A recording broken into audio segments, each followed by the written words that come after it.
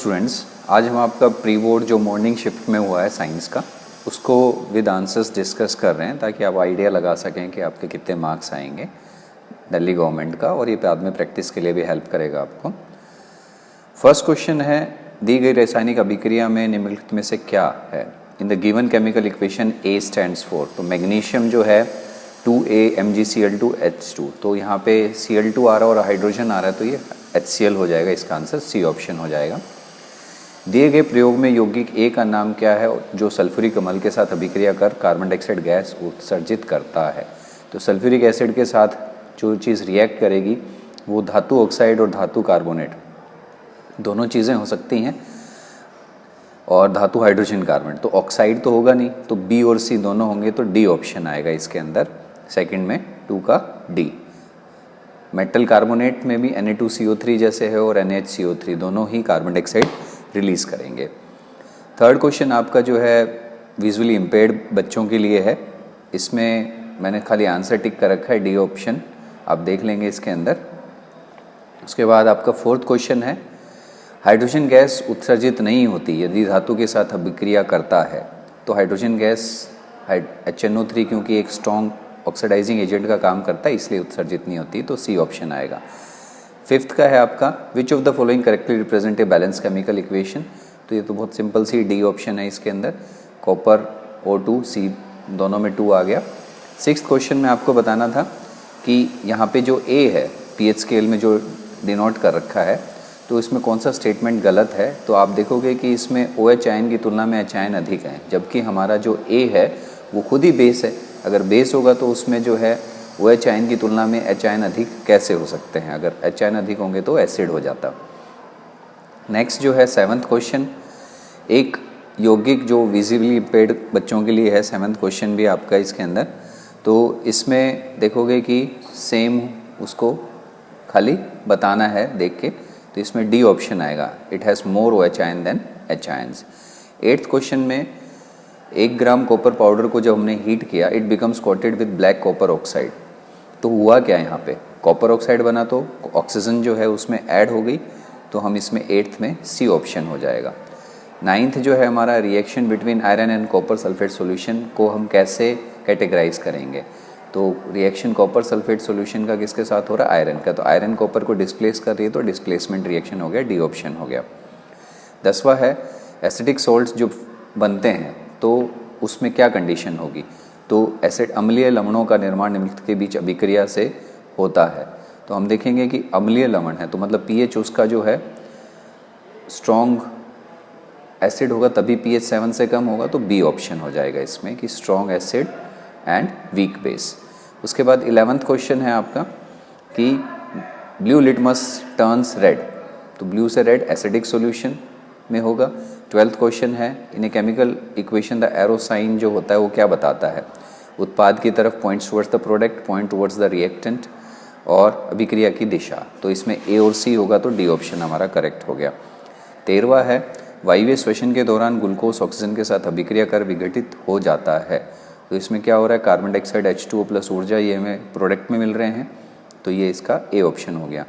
ऊपर हमारा excretory system का दिखाया गया डायग्राम, इसमें हमें मार्क करना है, पहला हमारा मूत्र मार्ग है, दूसरा मूत्र वाहिनी और तीसरा वक्र, तो D ऑप्शन आ जाएगा इसमें, यूरेथ्रा, यूरेटर एंड किडनी।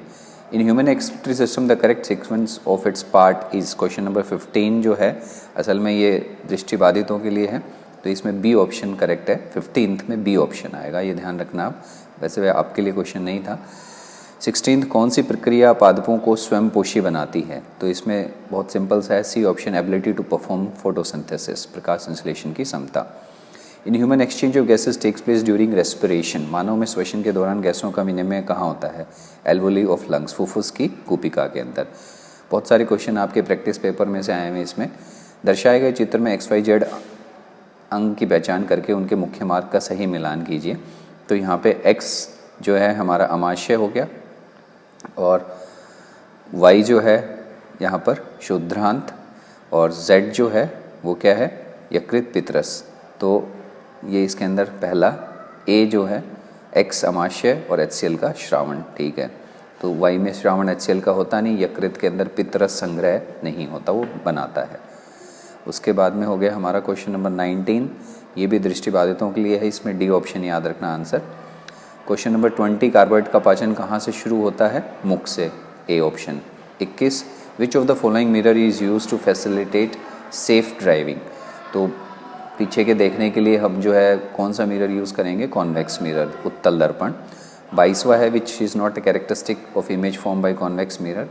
उत्तल दर्पण द्वारा बनने वाले प्रतिबिंब का अभिलक्षण नहीं है सेम साइज ऑफ ऑब्जेक्ट, क्योंकि उसमें हमेशा छोटी बनती हैं, आभासी और सीधी होती हैं। 23वां है हमारा, identify the type of lens X and Y. तो एक्स हमारा अवतल है और वाई उत्तल है, ए ऑप्शन हो गया। 24वां विजुअली इम्पेयर्ड के लिए है, डी ऑप्शन आएगा इसके अंदर। 25वें के अंदर एक कॉन्केव मिरर, फोकल लेंथ 15 है, तो उसका जो है रेडियस डबल हो जाएगा, 30 सेंटीमीटर। वर्षा के बाद इंद्रधनुष बनने का सही क्रम बताना है हमने। तो इसमें आप देखोगे कि पहले अपवर्तन होता है, फिर विक्षेपण होता है, आंतरिक परिवर्तन, तो ए ऑप्शन हो गया इसके अंदर। 27वें में कौन सा ग्राफ एक लेंस की क्षमता और फोकस दूरी के बीच संबंध का सही है? तो सेकंड ऑप्शन इसके अंदर आएगा, ए में आ जाएगा आपका, केवल ए। 28वां जो है वही विजुअली इम्पेयर्ड के लिए है। 28वें का आंसर जो है अगर आप देखोगे तो ए ऑप्शन है, जब क्षमता बढ़ती है तो फोकस दूरी कम हो जाती है। वाहनों में लगे पश्चिम दृश्य दर्पण का आवर्धन होगा, तो यहाँ पे आवर्धन की जब भी बात करी जाती है कॉन्वेक्स मिरर के केस में, तो वो 1 से कम होना चाहिए, इज़ लेस देन 1। 30वें की बात करें तो ये जो एक फिगर दिखा रखा है, इसके हिसाब से प्रिज्म बी में श्वेत प्रकाश की किरणें निर्गत होती हैं, सी ऑप्शन आएगा। Beam of white light emerging out of the prism B, क्योंकि वो मिक्स हो जाएंगे वापस से। 31वां फिर से आपका दृष्टिबाधितों के लिए है, इसमें सी ऑप्शन आएगा, स्कैटरिंग ऑफ वाइट लाइट। 32वां जो है जल के विद्युत अपघटन को दर्शाने वाले क्षेत्र एक्स और वाई गैस की सही पहचान करनी है, तो एक्स यहाँ पे ऑक्सीजन होगी और वाई हाइड्रोजन। यहाँ पे 31वें में जल का विद्युत अपघटन हो रहा है, तो डबल जो गैस इकट्ठी होती है वो हाइड्रोजन होती है, और जो सिंगल जो इकट्ठी होगी वो ऑक्सीजन। तो आप देखो वाई वाले में ट्यूब ज़्यादा खाली, एक्स में कम है, तो एक्स ऑक्सीजन और वाई हाइड्रोजन। 33वें में फिर ये दृष्टिबाधितों के लिए है, 1, 2 और 4। 34वें की अगर हम बात करें तो मैग्नीशियम ऑक्साइड के विलेन में कुछ बूंदें HCl की मिलाई गई, तो प्राप्त आंकड़ों के आधार पर एक ग्राफ खींचा हुआ है। तो इस ग्राफ के अनुसार विलेन कब सबसे अधिक अम्लीय होगा? तो इसमें हम देखेंगे कि pH of the solution, amount of HCl drop, तो सबसे ज़्यादा ड्रॉप जब 8 डाली हमने, तो उसका pH उसी तरह से होगा, तो 8 बूंद मिलाने के बाद। इसके बाद जो है क्वेश्चन नंबर 35 में CaOCl2, ये भी विजुअली इम्पेयर्ड के लिए ब्लीचिंग पाउडर बोलते हैं इसको। एल्यूमिनियम ऑक्साइड एक उभयधर्मी ऑक्साइड है, जो कि दोनों एसिड और बेस के साथ रिएक्ट करता है, सी ऑप्शन है। कॉलम 1 और 2 में गुणों का मिलान करना है, तो सोडियम को स्टोर करते हैं कैरोसिनॉल में, डी ऑप्शन है। The correct formula of washing soda जो है Na2CO3.10H2O, बी ऑप्शन हो गया आपका। ये जो चिन्ह दिखा रखा है इसका मतलब क्या है? ये विलेन अत्यधिक संक्षारण प्रवृत्ति का, इसलिए ये बहुत खतरनाक है, बी ऑप्शन। 40वां फिर जो है बी ऑप्शन आएगा, दृष्टिबाधितों के लिए है।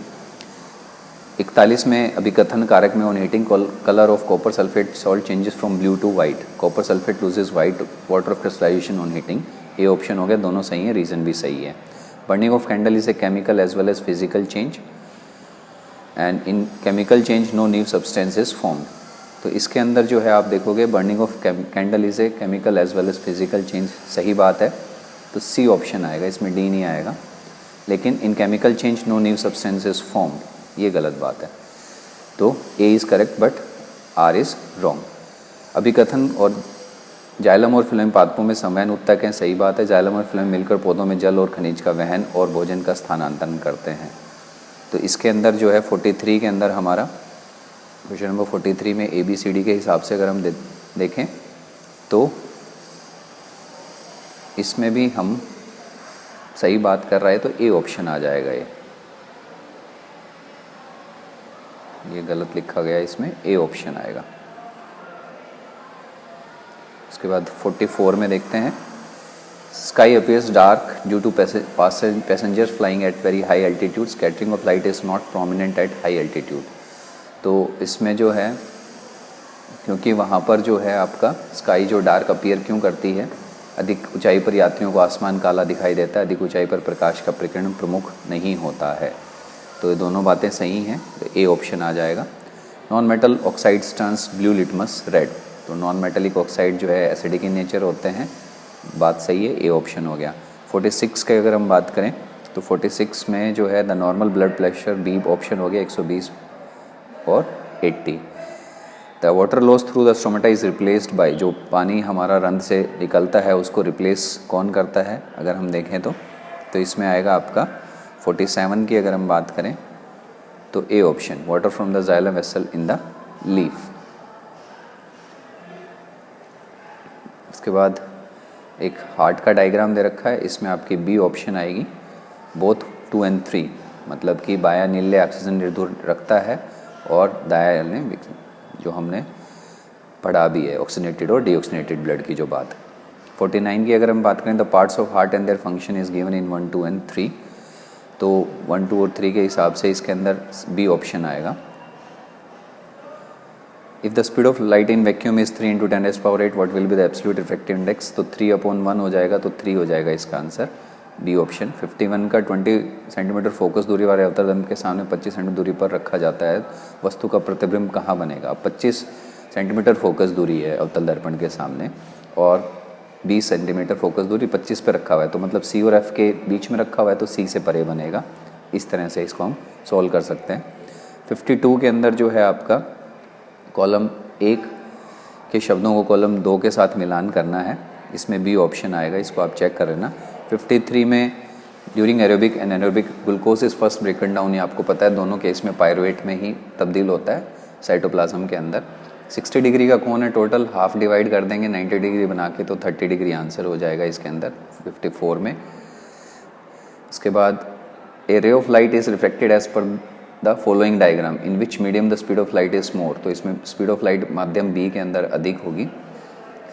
इसके बाद 57 जो है आपका दृष्टिबाधितों के लिए है, तो उसमें बी ऑप्शन आएगा, सी ऑप्शन, सॉरी 57 के अंदर सी ऑप्शन नहीं, बी ऑप्शन आएगा, मीडियम वाई। उसके बाद 58 में हम आ जाते हैं। 58 के अंदर जो है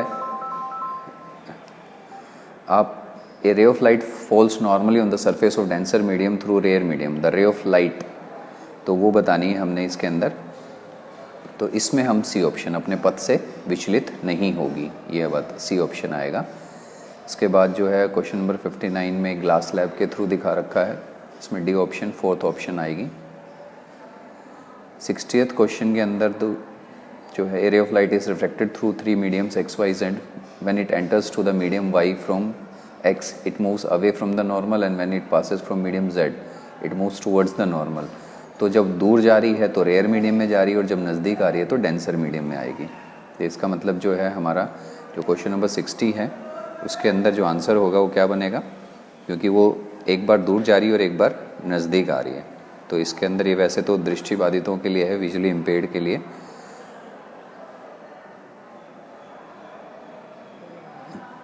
तो medium X is denser than Y, क्योंकि when it enters from Y from X तो it moves away from normal, तो वाई से जब एक्स में आ रही है तो मूव कर रही है, तो एक्स हमारा रेयर हो गया, वाई हमारा, तो वाई इज़ द, और फिर उसके बाद and when it enters medium Y from X, ठीक है, and when pass through medium Z it moves towards the, तो जेड के अंदर जा रही है तो टूवर्ड, तो जेड सबसे ज़्यादा डेंसर हो गया, वाई रेयरेस्ट हो गया, तो सेकेंड ऑप्शन आ जाएगी इसके अंदर।